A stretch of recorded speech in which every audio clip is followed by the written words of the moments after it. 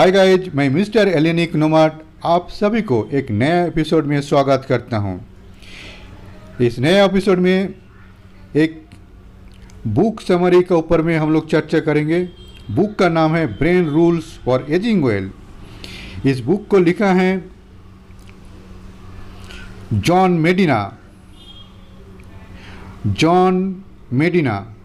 किसी ने 100% सच बात कही है, लेकिन ये जो बुढ़ापा है, उम्र का दौर है, इसके बारे में सोचकर बड़ा स्ट्रेस होता है। भगवान कुछ भी करो, बस बुढ़ापा मत देना। कुछ हद तक बात बिल्कुल ठीक है। हमारे आसपास जो हम देख रहे हैं, ऑब्जर्व कर रहे हैं, उसे देखकर तो यही लगता है वाकई में उम्र का ये दौर आना ही नहीं चाहिए। लेकिन घबराइए मत, ये दौर तो आना तय है। जब कोई चीज़ आनी तय है तो क्यों ना हम तैयारी करके बहुत ही खूबसूरत तरीके से उस दौर में जाएं, उस टाइम को एंजॉय करें। क्या ये वाकई में पॉसिबल है? जो बिल्कुल पॉसिबल है। कभी ना कभी अपने निश्चित ही बड़ी खूबसूरती से अपने आप को बुढ़ापे की ओर जाते देखा होगा। इमेजिनेशन में, ख्यालों में, या कभी बातचीत में कभी अपने माता पिता या दादा दादी को देखकर सोचा है क्यों उनके सोचने का और चीज़ों को करने का तरीका आपसे बिल्कुल अलग है। क्या आपको लगता है कि आप बुढ़ापे के असर से बच जाएंगे? बुढ़ापे को तो आना ही है। जवानी बहुत जल्दी बीत जाती है, आपको पता ही नहीं चला है कब अपने जोड़ों के दर्द की शिकायत करना शुरू कर दिया है। आप कुछ ज़रूरी चीज़ें भूलना शुरू कर चुके हैं, जैसे कि गाड़ी की चाबी, बच्चों को स्कूल जाना। हालांकि बहुत सारे साइंटिस्ट के स्टडीज में इस पॉइंट को प्रूव किया है। बूढ़े होने के प्रोसेस में जितनी भी मुश्किलें आती हैं, आप उसे पार कर सकते हैं। इसमें आप जानेंगे कि अपने ब्रेन का ख्याल कैसे रखें। ब्रेन रूल्स एक ऐसी बुक है, इसमें ब्रेन के 12 रूल्स को साइंटिफिक रिसर्च के साथ बताया है, जिसे डॉक्टर जॉन मेडिना ने लिखा है, जो एक मोलिकुलर साइंटिस्ट थे। उन्होंने जीवन भर अपना सारा ध्यान एक ही चीज़ ब्रेन साइंस में रखा। इनके 12 ब्रेन रूल्स को यदि आप समझ गए तो आप अपनी ब्रेन की पावर को दोगुना कर लेंगे। चलिए जानते हैं इन रूल्स के बारे में। First rule, exercise boost brain power. क्या आप जानते हैं हमारे पूर्वजों आदि मानव किस तरह से जीवन जीते हैं? हमारा दिमाग कैसे विकसित हुआ है, इसका सीधा प्रभाव उस बात पर निर्भर करता है हमारे पूर्वजों ने अपना समय कैसे व्यतीत किया था। माना जाता है कि आदि मानव प्रतिदिन 10 से 20 किलोमीटर तक हर दिन चलते या दौड़ते थे। इसका मतलब ये है हमारे ब्रेन तब डेवलप नहीं हुआ जब हम सिर्फ आलसी होकर बैठे रहे, पर तब जब हम व्यायाम करते थे, चलते थे, दौड़ते थे। एक्सरसाइज करने का फ़ायदा ये है कि हमारे शरीर की पाचन प्रणाली मजबूत होती है, जिससे आप जो भोजन करते हैं उसमें से आपको ज़्यादा एनर्जी प्राप्त हो जाती है। जब आप एक्सरसाइज करते हैं तब आप शरीर में रक्त का संचार बढ़ाते हैं। इसके साथ ही आपका शरीर नई रक्त कोशिकाओं का प्रोडक्शन भी शुरू कर देता है, जिससे आपके रक्त के कोनों का अपना काम करने में आसानी हो जाती हैं। विटामिन्स और मिनरल्स को एक जगह से दूसरी जगह पहुंचाना हो या फिर शरीर के कचरे को शरीर से दूर करना हो। इसलिए जब आप एक्सरसाइज करते हैं तो न केवल आप बेहतर महसूस करते हैं, बल्कि आप अधिक प्रभावी ढंग से सोच भी सकते हैं, जो आपके विचार शक्ति को भी मजबूत करना है। एक्सरसाइज करने से आपके शरीर में BDNF का हार्मोन उत्सर्जित होने लगता है, जो आपके शरीर को हेल्दी रखने में काफ़ी मदद करता है। ये BDNF नाम का ग्रोथ इतना पावरफुल है, जिसके जरिए आपके न्यूट्रॉन्स हेल्दी रह सकते हैं। ये हार्मोन्स आपके नए सेल के सृजन की क्रिया में भी काफ़ी मददगार हैं। यही रीज़न है एक्सरसाइज आपके ब्रेन व बॉडी को एक पावरफुल मशीन बनाने में काफ़ी उपयोग शास्त्र हैं जिसे हमें हर दिन यूज करना चाहिए। Second rule, the human brain developed by solving problem. हमारा ब्रेन प्रॉब्लम को सॉल्व करने के लिए ही बना है। हमारी प्राचीन संरचना पहले से इसी तरह से विकसित हुई है। जब हमारे पूर्वजों आदि मानव थे तब उन्होंने दूसरे जीवों से खुद की रक्षा कैसे करें उसके लिए काफ़ी संघर्ष किया था। इस संघर्ष की वजह से ही हमारा ब्रेन दूसरे जीवों से अधिक विकसित हो पाया है। यानी कि जितने चैलेंजेस आप इस लाइफ में फेस करोगे उतना आपका ब्रेन और अधिक डेवलप्ड होगा। Third rule, every brain is wired differently. Michael Jordan जो दुनिया के बेहतरीन बास्केटबॉल प्लेयर हैं, उन्होंने 1994 में बास्केटबॉल को छोड़ दिया, वो बेसबॉल खेलने लगे। आश्चर्य तो तब हुआ जब उन्हें बहुत बुरी तरीके से हार का सामना करना पड़ा। आपको लग रहा होगा माइकल जॉर्डन जैसे प्रतिभावान खिलाड़ी किसी भी गेम में दूसरों को मत दे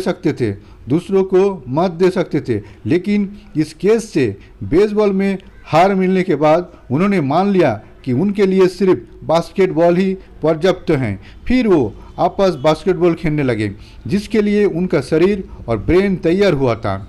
इस घटना से ये पता चलता है हमारे एक्सपीरियंस ना केवल हमारे ब्रेन को चेंज करते हैं, साथ ही उसे रिवर भी कर देते हैं। यानी कि हम सबके ब्रेन अलग अलग तरीके से काम करते हैं।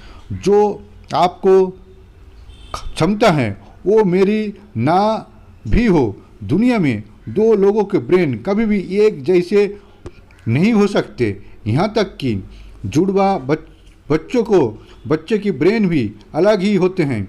हर एक छात्रों दूसरों से अलग होते हैं। हर एक एम्प्लॉय का ब्रेन अलग होता है। हर एक कस्टमर का ब्रेन भी अलग अलग होता है। हमारे एजुकेशन सिस्टम में आज भी ये प्रॉब्लम है। सबका ग्रेड सिस्टम के आधार पर मूल्यांकन होता है, उसे सबके ब्रेन एक समान हो, जो कि गलत है। हर एक स्टूडेंट को उनकी कार्य क्षमता और योग्यता के आधार पर आगे बढ़ने का मौका दिया जाना चाहिए। एक छोटे तो उदाहरण से समझते हैं आज के समय की डिजिटल एडवर्टाइजिंग मीडिया कितनी स्ट्रांग हो गई।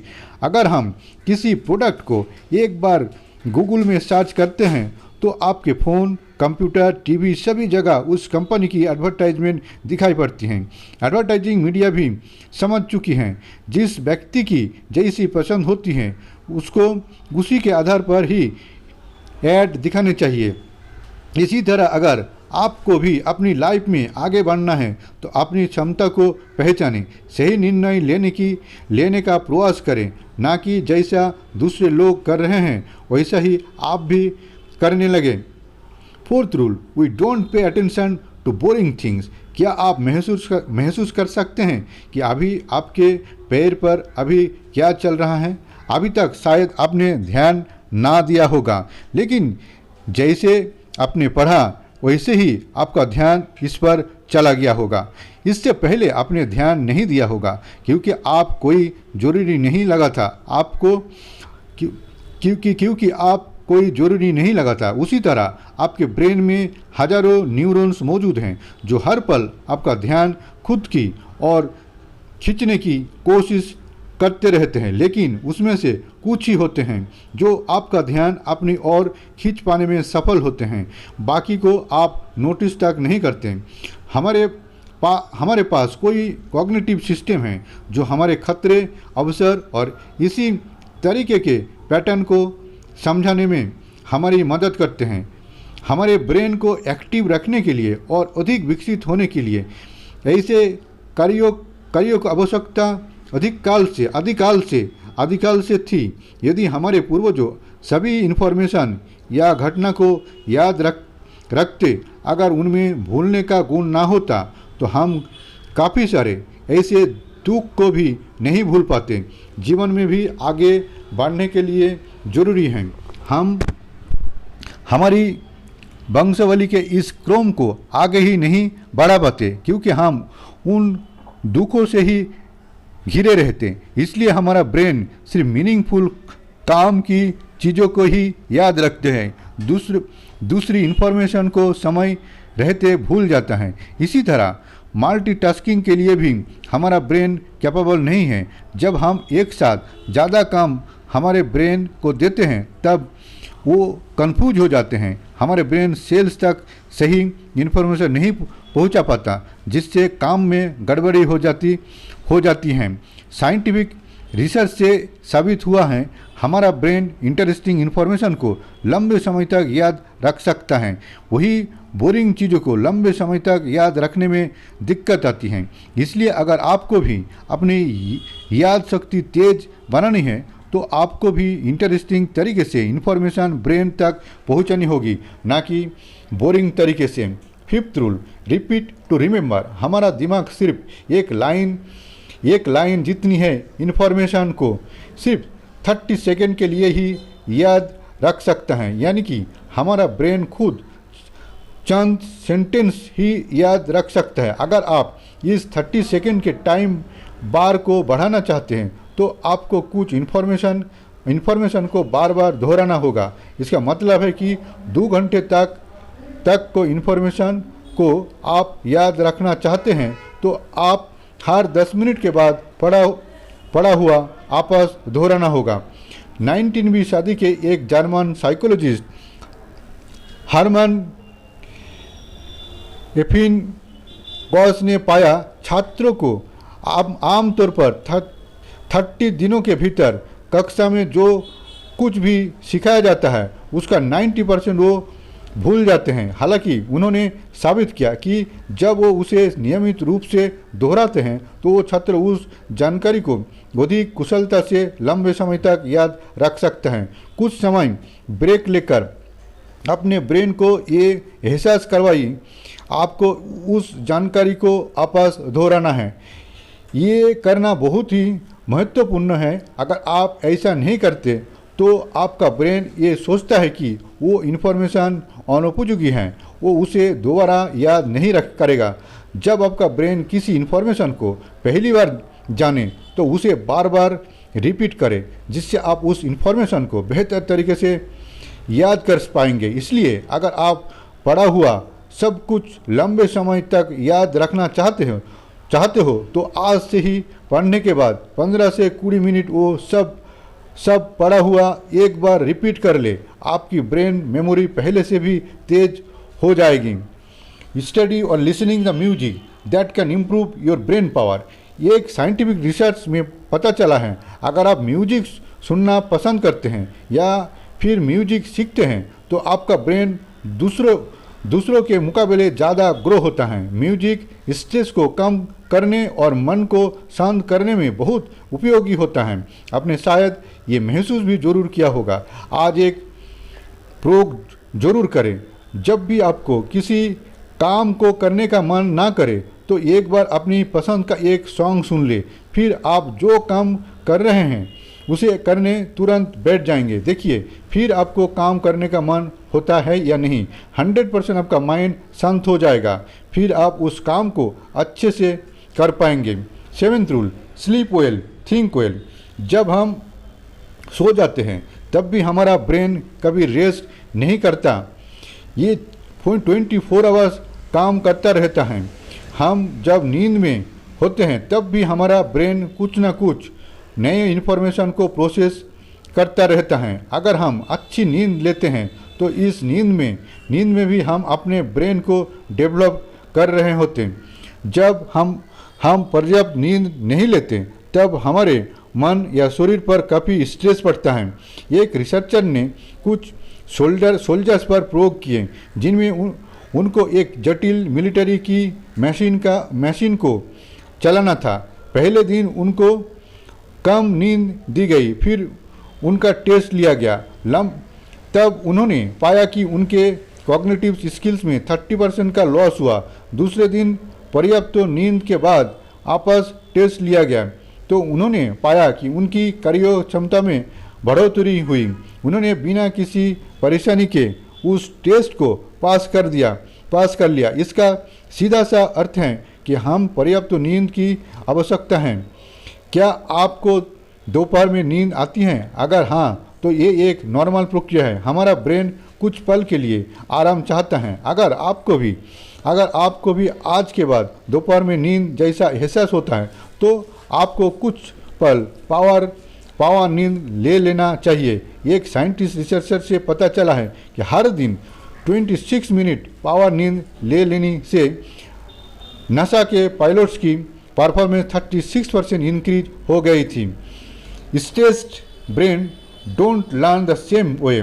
आपने महसूस किया होगा कि जब आप स्ट्रेस फील करते हैं तो आप खुद को कमज़ोर महसूस करते हैं। वो इसलिए होता है क्योंकि जब हम स्ट्रेस महसूस करते हैं तो हम अपने सेंसेस को खो देते हैं। जब लोग स्ट्रेस महसूस करने के आदी हो जाते हैं तो ये अक्सर स्ट्रेस को कंट्रोल करने की जो फीलिंग को ही खो देते हैं। जब ये किसी बड़ी समस्याओं का सामना करने में असमर्थ हो जाते हैं तो ये खुद को असहाय महसूस कराते हैं। तनावग्रस्त लोगों का दिमाग इसी वजह से कुछ नया सीखना भी बंद कर देते हैं। साइकोलॉजिस्ट मैट्रिन सेलिंगमैन ने इसको समझाने के लिए सन 1960 में एक साइंटिफिक प्रयोग किया जिसमें उन्होंने कुछ एक प्रजाति के कुत्तों को इलेक्ट्रिक शॉक देना शुरू किया। इन कुत्तों ने इलेक्ट्रिक शॉक से खुद को बचाने का बहुत प्रयास किया, लेकिन समय के साथ साथ उनकी प्रतिकारक क्षमता नष्ट होने लगी। उन्होंने प्रयास करना छोड़ दिया। इसके बाद सेकेंड फेज में उन्होंने इन कुत्तों को एक बॉक्स में रख दिया। बॉक्स के एक पार्ट को खुला रखा जिससे वो कुत्ते खुद को बचाना चाहे तो भाग सकें। लेकिन जब ये प्रयोग दोहराया गया तो कुत्तों ने भागने का प्रयास तक नहीं किया। वो चाहते तो भाग सकते थे लेकिन उन्होंने कोशिश करना भी छोड़ दिया। इसकी मूल वजह उनका पहले का स्ट्रेस ही था।